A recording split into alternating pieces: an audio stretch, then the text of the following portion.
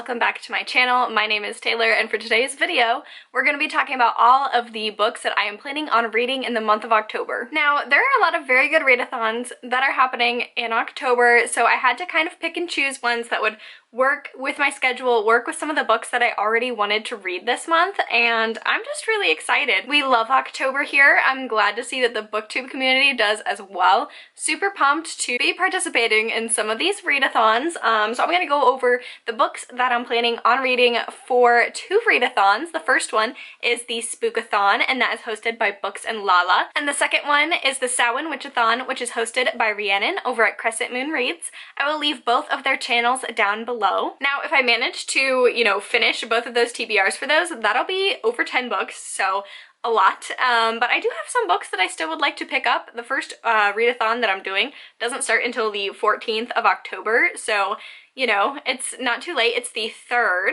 Sorry, it's October 4th as I'm filming this, so I do still have some time to pick some books up before the readathons start. But I'm gonna go ahead and get into the readathon TBRs, starting with the Spookathon TBR. This goes from October 14th through the 20th, and it has 5 reading challenges. The first challenge is to read a thriller, and for that I'm going with The Chestnut Man by Soren Sveistrup, and this is a thriller that I got in Book of the Month, and I don't know a lot about it. All I know is a psychopath is terrorizing Copenhagen. His calling card is a chestnut man, a handmade doll made of matchsticks and 2 chestnuts, which he leaves at each bloody crime scene. And that's all I want to know about this. Before I get into it, it's a little bit hefty, so I'm a little nervous about reading it for a readathon, but I'm gonna be honest, thrillers, I tend to go through them pretty fast, so hopefully this won't be too much of a hard pick for the readathon. The second prompt is read a book with red on the cover, and for that I went with Now You're One of Us by Asa Nomani. This is a mystery thriller book, and it's actually a translated work, so it was originally written in Japanese. I actually discovered this book when I had watched The Haunting of Hill House TV series and was in such a hangover I wanted more content exactly like that, so I was looking for like books and movies that were like it, and this was actually suggested. It's about a young woman who marries into a family and things are not what they seem. So this is very short. It's perfect readathon size. Looking forward to getting into it. I have read Asa Nomani's work in the past and it is fairly good. I really enjoy translated horror. I think it's really interesting to see kind of what other countries kind of view as horrific rather than America, because there is definite cultural things that people find that are horrifying that are different from culture to culture. So looking forward to picking this book up. The next prompt is read a book with a spooky word in the title, and for that one I'm going with The Possession by Michael Rutger. This is pretty self-explanatory. Possessions are very creepy. This is actually the second book in a series. I don't know what the series is called. I actually read, the first one was called The Anomaly, and it was actually one of the books that I read this year that really surprised me. I got it from Book of the Month and I wasn't expecting to love it as much as I did. It was very much something that I just picked out on a whim. So this is the second book that just came out this year in that series. I'm looking forward to reading it. This is BuzzFeed Unsolved meets Ghost Adventures meets The X-Files, and the first one was about cryptids, and this one I'm guessing is going to be about ghosts. So I'm excited to pick this up. I also got the audiobook on Overdrive, so I'll probably be switching back and forth between reading this and listening to it via audiobook so I can really get all of these books finished from the 14th through the 20th. The next prompt is read a book with a spooky setting, and for that one I am reading Wendy's Button Box by Stephen King and Richard Chismar. This is set in the town of Castle Rock, which a lot of King's other spooky books have been set there.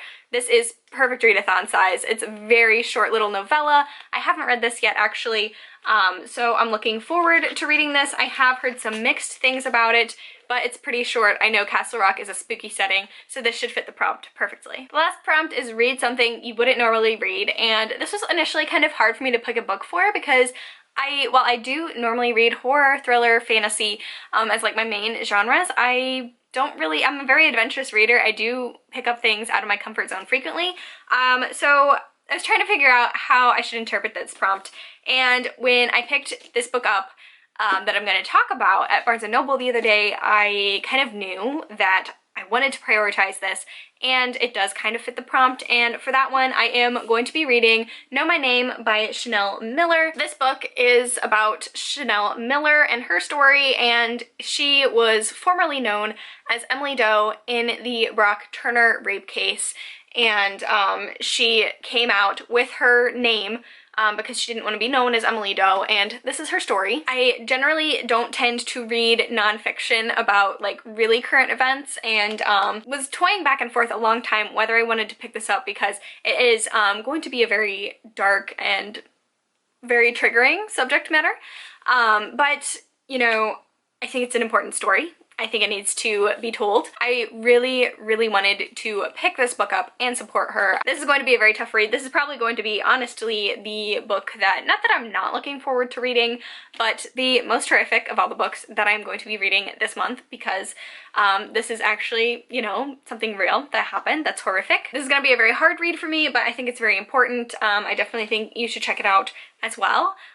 You don't have to buy it. I just really wanted to support the author, but I think something like this is going to be very timely. And I am interested in getting to it. Now, moving on to the Samhain Witchathon, this goes from October 24th to the 31st, and I'm very excited about this one. Rhiannon was one of the first people that I actually watched on BookTube, and I love their channel. Everything about it is amazing. Not only do they have great bookish content, but they're starting to do some missing persons and like true crime sort of things, and they always have really in-depth conversations about different like cultural things and more about BookTube than just books. So highly recommend their channel if you haven't. They're one of my favorite channels here on BookTube, and the Yule Witchathon was actually the very first readathon that I did here on BookTube, so I'm really excited to do this Samhain one, and I don't actually own a lot of the books just yet. They're coming. I actually got most of them in my Book of the Month order this month, so I'm going to be inserting pictures, but I will have them for the readathon. Starting with the very first prompt is, Samhain is a time for honoring your ancestors. Pick a book that features your heritage, and for this one I'm going with The Bone Witch by Rin Chupeco. So this one I'm kind of bending the rules a little bit, kind of not. Rin Chupeco is a Filipina. I am white. This October I really wanted to try and read more diversely than I have in the past. I do love horror, and usually I focus October on mostly horror, and I'm gonna be honest, a lot of my favorite horror authors are male. They're white men, and I've really been trying to read, especially in that genre, more diversely, and try and read more diverse thrillers and horror. So I'm kind of piggybacking off of someone else's culture. My partner's Filipino, and I just kind of figured I would do that because obviously his family is very close to me. They are actually very connected with their heritage. He's third gen. His grandparents actually moved here from the Philippines, so even though it's not technically my culture, it is like going to be a culture I am going to be married into one of these years, and just I feel like just in the sake of diversity and reading something else that isn't from a white person in like the horror, thriller, dark genre, we'll give The Bone Witch a try. I don't actually know a lot about it, but it has like, I think like necromancy, witchy vibes, so that fits in with this readathon perfectly. I'm here for it. The second prompt is, this Sabbath is a time when the veil is thinnest. Pick a book that features communing with the dead, and for this I'm doing Imaginary Friend by Stephen Chbosky. I really loved The Perks of Being a Wallflower growing up. That was kind of like one of those books that really highlighted like my junior high experience for me. And then when I found out that the author was writing a horror book, I had to get it. So I'm getting this. This is my pick for the Book of the Month of October. I'm looking forward to it. I actually don't know if they're actually communicating with the dead because it's about this boy who goes missing and he has an imaginary friend, but we don't know if he's an imaginary friend or something a little bit darker. I'm going out on a limb and guessing that it's supernatural, so hopefully that actually fits the prompt. If not, we're gonna have to do some rearranging. The next prompt is, heading into the darkest part of the year, pick a dark and twisted book, and for that one I'm picking The Turn of the Key by Ruth Ware. This is apparently a turning of the screw adaptation, which is exciting because The Haunting of Hill House second season is based on that book. This is written in letter format. It is about a nanny who goes to a secluded house and is babysitting a couple of young children. I haven't actually read Ruth Ware yet, but she is high on the list of thriller authors that I wanted to check out, and this seems very dark, very twisty, perfect for the prompt. The next prompt is, witches often make offerings to spirit guides or gods. Pick a book that involves a pantheon of deities, and for that book, I am picking up Circe. This has been on my radar for a while. I've been considering getting it as a Book of the Month add-on for about a year now. I believe it was the Book of the Month pick for Book of the Year last year, and I just absolutely love a good feministy retelling. Every single person that I have seen read this book has absolutely loved it, so I think I'll really love it too. Didn't so much like the Odyssey when I read it in 9th grade, but I'm attributing that to my teacher and not necessarily the story itself, because I really do enjoy mythology in general.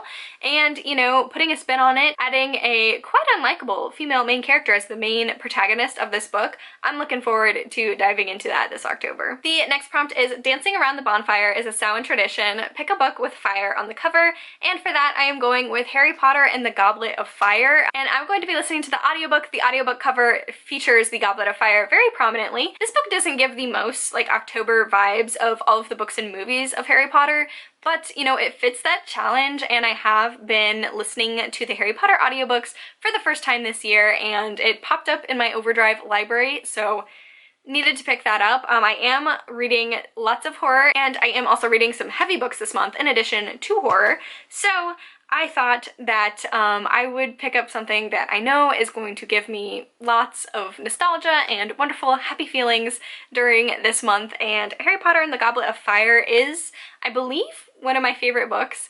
I say I believe because I am rereading them for the first time as like an adult, and so far my opinions have been pretty much the same as a child, but as they get on to the later books, I am interested to see if any of that's going to change. I know I did really like Harry Potter and the Goblet of Fire. I think it's my second favorite of the series. Definitely one of my least favorite movies, but I really love the book. So I'm looking forward to reading that sometime between the 24th and the 31st of this month. The sixth prompt is not a book prompt, it's just an extra prompt, and that is, post a picture of your costume and tag the readathon either on Instagram or YouTube, something like that. I'll be posting it on my Instagram probably, and we'll see if I post my costume or not. I kind of wanted to do like something book related with one of the books that I'm reading, and my costume at the moment that I'm planning to do doesn't really have to do with the books I'm reading, so I might do an additional costume. So that'll be a really fun prompt. I really enjoy like extra prompts like that where you don't have to read another book, because